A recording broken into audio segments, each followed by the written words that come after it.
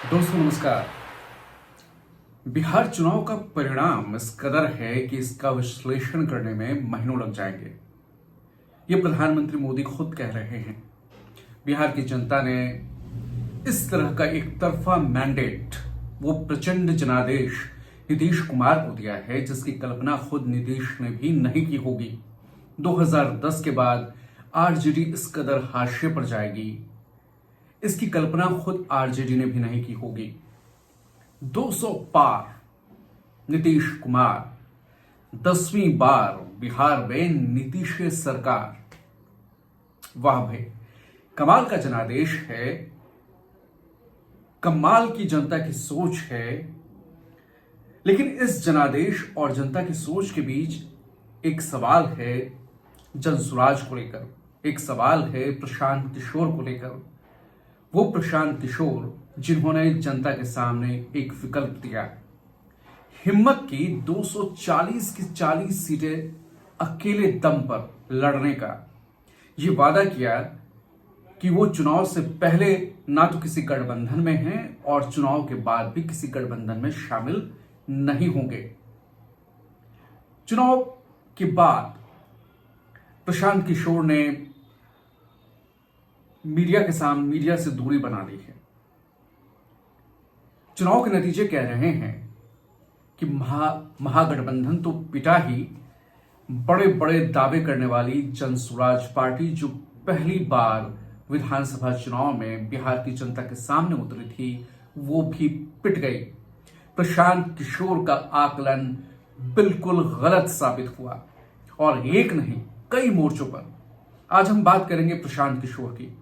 वो प्रशांत किशोर, वो जनसुराज पार्टी जिसके वो सूत्रधार रहे, जिसके सूत्रधार हैं, जिन्होंने राजनीति में बदलाव की बात की, व्यवस्था में बदलाव की बात की। लेकिन जनता ने उनके दावों पर, उनके वादों पर यकीन करने की जगह उस विकल्प को चुना जो पहले से मौजूद है बिहार में। एक बार फिर एनडीए पर नीतीश, मोदी नीतीश के ट्रैक रिकॉर्ड पर भरोसा किया और जातियों के खांचे से ऊपर उठकर वोट उस सरकार के लिए किया। आज हम बात प्रशांत किशोर की करेंगे, जनसुराज की करेंगे। वो प्रशांत किशोर जो मैं कहूं, मेरा अपना आकलन है, हमें उनका इंटरव्यू करने का मौका नहीं मिला। हमने कोशिश भी उस तरह नहीं की कि हमें इंटरव्यू मिल पाए, क्योंकि हम वहां तक नहीं पहुंचे। लेकिन प्रशांत किशोर ने सोशल मीडिया पर जिस तरह की उपस्थिति दर्ज की, वो काबिल तारीफ थी। हर एक वीडियोस के उनके व्यूज करोड़ों में जा रहे थे। कई नए नए यूट्यूब चैनल्स को भी उन्होंने इंटरव्यू दिया। लेकिन जो बात बतौर दर्शक हमने देखी कि प्रशांत किशोर में एक अहंकार, वैचारिक अहंकार नजर आ रहा था। कई मौकों पर वो पत्रकारों को अपने अंदाज में डांटते भी नजर आए। ये कहते नजर आए कि बिहार की पूरी इंटरव्यू लेने से पहले पूरी तैयारी करके आइए, बिहार को जान समझ के आइए। किसी को गोदी मीडिया कहा, किसी पर ताने कसे और दावा किया, वो दावे जो गलत साबित हुए। दावा किया कि बिहार की जनता 60% जनता बदलाव के पक्ष में है और बिहार की जनता को विकल्प चाहिए, जिस विकल्प को लेकर वो यहां आए हैं। पहला दावा कि 60% जनता विकल्प के पक्ष में है, बतौर राजनीतिक एनालिस्ट, जिसकी एनालिसिस के आधार पर उन्होंने बिहार चुनाव में उतरने का मन बनाया होगा, वो पहला दावा वहीं गलत साबित हुआ, क्योंकि जनता ने 200 के पार प्रचंड बहुमत से एनडीए की सरकार चुनी। यानी बदलाव की बात गलत साबित हुई। प्रशांत किशोर ने दो टूक भविष्यवाणी की, कई इंटरव्यूज में बार बार भविष्यवाणी की कि नीतीश कुमार बिहार के अगले मुख्यमंत्री नहीं बनेंगे। अब नीतीश बाबू बिहार के मुख्यमंत्री बनने जा रहे हैं। अब तक जो अनुमान है, मोदी भी अमित शाह भी कह चुके हैं, बीजेपी के बड़े बड़े कद्दावर नेता कह चुके हैं। और जिस तरह का प्रदर्शन जेडीयू ने किया है, कहां प्रशांत किशोर 25 सीटों की बात कर रहे थे, जेडीयू ने 85 सीटें जीती हैं। बेहतरीन प्रदर्शन, बिहार की दूसरी सबसे बड़ी पार्टी बनी है।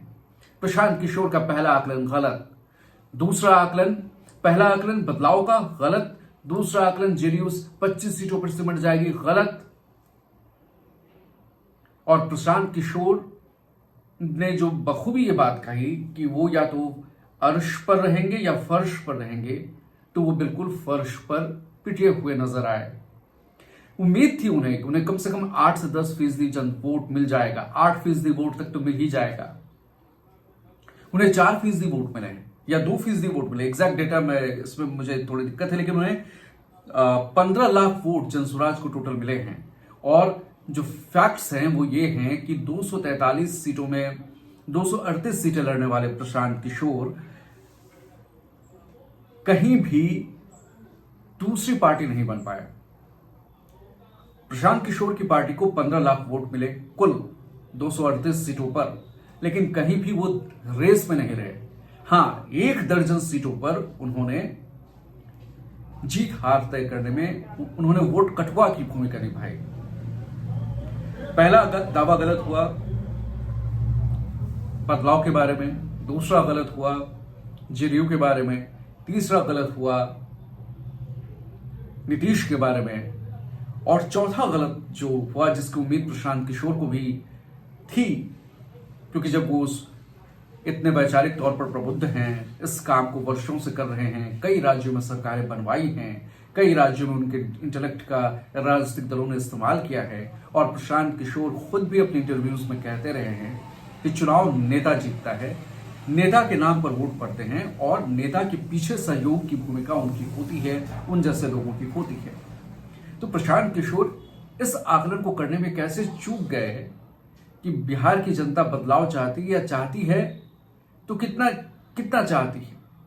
60% का डेटा उनके दिमाग में था, उन्होंने विकल्प दिया, मजबूती से वो 238 सीटों पर लड़े। कई सीटों पर उनके प्रत्याशी या तो मैदान से भाग गए 5 सीट में, और या तो बीजेपी में शामिल हो गए। अब प्रशांत किशोर ने शिक्षा, स्वास्थ्य का मुद्दा उठाया, ऐसे चेहरों को मैदान में रखा जो कुछ लीग से हटकर थे। कई नामी डॉक्टर्स थे, प्रोफेसर्स थे, भोजपुरी स्टार्स थे, यूट्यूबर्स थे, इनको सामने रखा और पहली बार मैदान में उतारा राजनीति का स्वाद चखने के लिए। लेकिन अफसोस, राजनीति का जो ये रंग है, उस रंग को समझना बहुत मुश्किल है, और खासकर बिहार की राजनीति का रंग, वो बिहार जिसने बहुत लोकसभा में मोदी जी के सारे पूरे देश में मोदी लहर थी, लेकिन बिहार में मोदी नहीं जीत पाए। ये वही बिहार है, और यहाँ की जनता की जो राजनीतिक समझ है, उस समझ के आगे तो बड़े बड़े फेल हैं। राजनीतिक विश्लेषकों को यह समझने में बहुत वक्त लगेगा। पीएम मोदी खुद मान रहे हैं कि बिहार की जनता ने ऐसा क्या कर दिया। हार के बाद, करारी हार के बाद, जोरदार हार के बाद, जिस तरह प्रशांत किशोर अपने इंटरव्यूज में कुछ जर्नलिस्ट के साथ तंज कर रहे थे, उन्हें बता रहे थे कि देखिए आपको क्या पता, हमें पता है, हम देखते हैं, हमने जिताई है, हमने सरकारें बनवाई हैं, हम तो कहीं से भी राज्यसभा जा सकते हैं, हम कुछ अलग करने आए हैं, अलग पार्टी हैं। शराबबंदी को उन्होंने कहा कि हम इसे खत्म कर देंगे।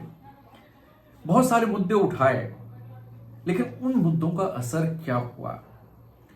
शिक्षा के मुद्दे पर कितने लोगों ने उन्हें वोट दिया? 15 लाख लोगों ने वोट दिया। बिहार में करोड़ों वोट पड़े, 15 लाख वोट पा पाए। शिक्षा का मुद्दा और अच्छे चेहरे, इन दोनों को जनता ने नकार दिया। अच्छे चेहरे प्रशांत किशोर कहीं भी दूसरे नंबर पर नहीं रहे, वोट कटवा की भूमिका में जरूर रहे। 1 दर्जन सीटें जिनमें जीत हार पर प्रशांत किशोर ने की पार्टी ने जो वो असर डाला, उस पर सहरसा, जहां से मैं ये वीडियो बना रहा हूं, सहरसा की सीट भी है जहां पे किशोर कुमार मुन्ना, जो उनके सचिव भी हैं जनसुराज पार्टी के, उन्होंने 12,786 वोट लाए। और सहरसा की सीट पर IP Gupta, Indian inclusive party के संस्थापक, उनकी जीत हुई। उन्होंने यहां से वर्तमान विधायक जो हैं आलोक रंजन को हराया 2000 से कुछ ज्यादा मतों से मात्र। अगर सामाजिक समीकरण के मुताबिक अगर किशोर कुमार मुन्ना यहां मैदान में नहीं होते या जनसुराज ने किसी और को टिकट दिया होता, किसी और पृष्ठभूमि के उम्मीदवार को, तो शायद बीजेपी ये सीट आसानी से जीत जाती। लेकिन जनसुराज की मौजूदगी ने यहां खेल बिगाड़ दिया। ऐसी 12 सीटें हैं, और उन 12 सीटों में जो हिंदुस्तान अखबार की रिपोर्ट है इस रिपोर्ट के मुताबिक 12 सीटें हैं जिनमें जीत हार में जनसुराज पार्टी ने अहम भूमिका निभाई। इसमें सहरसा, फतुहा, चनपटिया मनीष कश्यप हार गए, जोकीहाट, ढाका, मटिहानी, मखदुमपुर और टेकारी में एनडीए प्रत्याशियों को इसकी वजह से, जनसुराज की वजह से हार का सामना करना पड़ा, उन्हें दिक्कत हुई। लेकिन जो जनसुराज के लिए जो प्रदर्शन की बात कहें उसमें उन्होंने, उनका जो कैंपेन स्टाइल था, वो कैंपेन स्टाइल पहले पदयात्रा से शुरू हुई, फिर वो नेताओं पर उन्होंने आरोप लगाए, जिन पर आरोप लगाए वो सब चुनाव जीत गए। मानो जनता ने उनकी सारी बातें अनसुनी कर दी हो। सम्राट चौधरी चुनाव जीत गए, तेजस्वी अपनी सीट हारते हारते जीत गए 14,000 से ज्यादा वोटों से। तो प्रशांत किशोर को जनता ने देखा और परखा, और प्रशांत किशोर पहली बात उन्होंने कर्मभूमि या जन्मभूमि, मातृभूमि से चुनाव लड़ने की बात कही, वो पीछे हट गए। ये उनका पीछे हटना भी सही संकेत नहीं किया। हालांकि उनकी सफाई में भी दम है कि अगर वो तेजस्वी के खिलाफ उतरते तो शायद एक संदेश चाहता कि जो उनकी राजनीति के बड़ी जाति के लोग, ऊंची जाति के लोग जो हैं, वो यादव जाति के लोग को हराना चाहते हैं, गिराना चाहते हैं। इसलिए उन्होंने ये सोच समझ कर फैसला लिया कि शायद ये संदेश ना जाए कि हम किसी खास जाति को नीचा दिखाना चाहते हैं या उसे हराने के लिए मैदान में उतरे।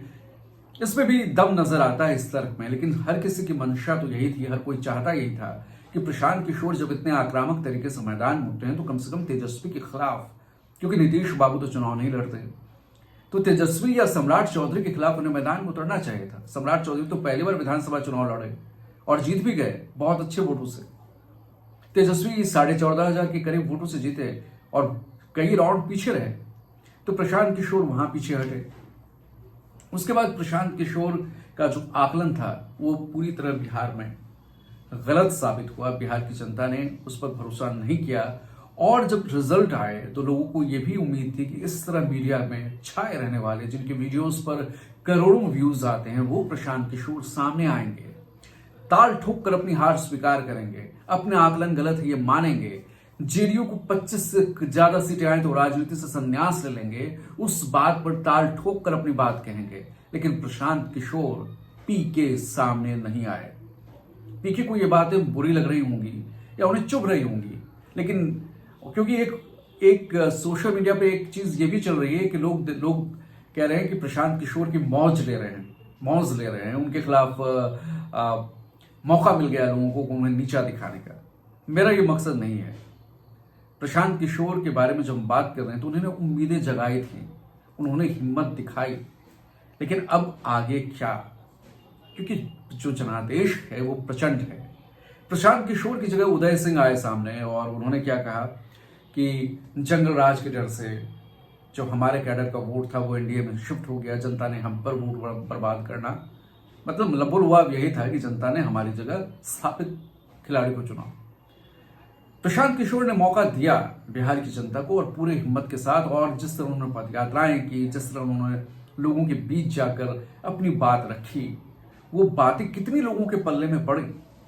बिहार में इतनी गरीबी है, अशिक्षा है, तो उसके बीच उनकी बातें जिनके पल्ले में पड़ी वो वही वोटर थे ज्यादातर।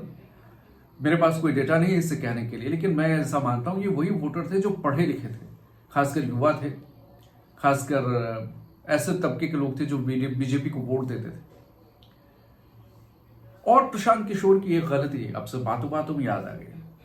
चुनाव के पहले चरण के वोटिंग के बाद प्रशांत किशोर ने जब महिलाओं की बम्पर वोटिंग का मुद्दा उठा तो उन्होंने कहा था कि महिलाएं बिहार के चुनाव में एक्स फैक्टर नहीं है। बिल्कुल गलत। 71% महिलाओं ने बिहार में वोट दिए हैं और एक आंकड़े के मुताबिक 8% ज्यादा महिलाओं ने पुरुषों के मुकाबले वोट किया है। तो क्या महिलाएं एक्स फैक्टर नहीं थी? उनके मुताबिक प्रवासी मजदूरों ने जो यहां अपने त्योहार मनाने आए थे वो रुके और उनकी वजह से मतदान के प्रतिशत में इजाफा हुआ है। हो सकता है, जरूर यही बात है, क्योंकि एसआईआर के बाद इतना जो प्रतिशत बढ़ा है वो इसलिए बढ़ा है कि ज्यादा लोगों ने वोट किया है। एसआईआर की प्रक्रिया के बाद हर किसी के मन में यह चिंता थी कि उनके नाम हैं या नहीं, लेकिन यह मुद्दा नहीं बना। लोगों ने एक मुश्त एनडीए सरकार को चुना। तो आगे क्या करेंगे प्रशांत किशोर? कह तो यही रहे थे, जो कह रहे थे उनमें एक से बात तो ये उन्होंने की कि सबसे पहले घोषणा पत्र के बाद सबसे घोषणा पत्र भी जारी किया और सबसे पहले अपने प्रत्याशियों की सूची भी इस चुनाव में जारी की। यह भी कहा कि कहीं से लोग छोड़ छाड़ के आएंगे और यहां से टिकट पा लेंगे, ऐसा भी नहीं होगा। लेकिन कुछ उम्मीदवार तो छोड़े हुए इधर उधर से आए, उन्हें टिकट मिला जनसुराज से। लेकिन मोटे तौर पर उन्होंने सबसे पहले, इसमें कोई शक नहीं कि सबसे पहले उम्मीदवारों की सूची जारी की। हालांकि कुछ उम्मीदवार में वैसे भी रहे जो जिन्हें अलग अलग दलों में टिकट नहीं मिला, तो उन्होंने जनसुराज का साथ लिया। और जनसुराज में भी कुछ उम्मीदवार ऐसे रहे जिन्हें बेहतर विकल्प मिला, तो वो जनसुराज को उन्होंने छोड़ के अच्छे विकल्प की तलाश में आगे निकल गए। तो अब आगे क्या करेंगे प्रशांत किशोर? सबसे पहले तो उन्हें कम से कम जनता के सामने आना चाहिए और उन दावों के बारे में सवालों का सामना करना चाहिए जो वो ताल ठोक कर रहे थे। उनके आकलन गलत साबित हुए हैं। उन्होंने मेहनत की, मेहनत दिखी, अपनी सारी ऊर्जा का, अपने सारे संसाधन का इस्तेमाल किया, वो लोगों को दिखा। और प्रशांत किशोर ने यह भी माना कि लोग एक लीप ऑफ फेथ लेंगे तभी वो हमें वोट करेंगे। तो वो लीप ऑफ फेथ पीके के लिए जनता ने इस बार तो नहीं लिया और पीके दूसरे नंबर पर भी कहीं नहीं रहे। हाँ, उन्होंने वोट कटवा की भूमिका जरूर निभाई और एनडीए को, और ज्यादातर एनडीए को और कुछ जगहों पर राजद को भी नुकसान पहुंचा। तो आगे क्या बिहार छोड़ देंगे पीके, या अपने में क्या बदलाव करेंगे? शिक्षा, स्वास्थ्य, शराबबंदी को खत्म करने, और इससे पहले जो कुछ मुद्दे थे जो तेजस्वी भी उठा रहे थे, वो नीतीश सरकार ने पहले ही मांग पूरी कर दी। आगे क्या करेंगे? तो एक बात तो तय है कि राह इतनी आसान भी नहीं है राजनीति की, और राजनीति के जब मैदान में उतरते हैं तो वो तो खुद राजनीतिज्ञों को जिताते रहे। उन्हें भी ये बिहार ने बता दिया है कि भले ही यहाँ शिक्षा का आलम हो, लेकिन मतदाताओं को हल्के में नहीं लिया जा सकता, और उन्हें भी अपनी रणनीति पर, और जब वो संवाद करते हैं तो अपने गुस्से पर काम करने की जरूरत है। और अब जनता के पास 5 साल का वक्त है इस सरकार देखने और परखने का। प्रशांत किशोर के पास भी वक्त है। ये बहुत कन्वीनियंट होता है कि जब आप चुनाव हारते हैं तो चुनाव के बाद वो मीडिया से दूरी बना लेते हैं, और फिलहाल प्रशांत किशोर मीडिया से दूर हैं। अब देखना होगा कि जब वो आते हैं तो क्या कहते हैं, क्योंकि उनके राष्ट्रीय अध्यक्ष तो यही कह रहे हैं कि सरकार ने 40,000 करोड़ खर्च करके चुनाव को अपने पाले में कर लिया।